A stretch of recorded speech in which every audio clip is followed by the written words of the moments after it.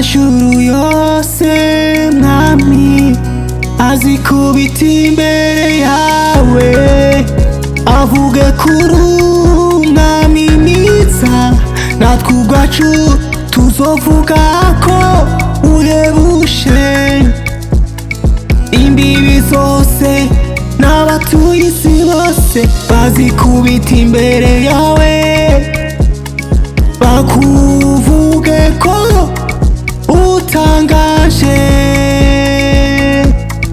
Abantu bose bo mw'isi bazafatana, bamanika ibiganza byabo hejuru, bavuge ko utangaje mwami, uri hejuru ya byose mwami.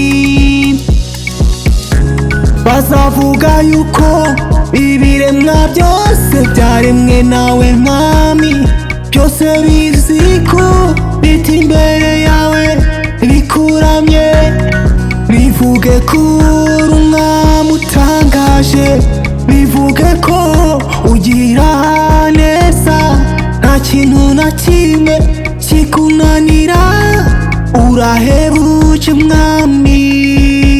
Twese uko tuzofatana urunana, tuvuge ko uri umwami utangaje, tuzoshira ibiganza byacu hejuru, bibe ikiganza cyo guhamya yuko umwami Yesu agira neza.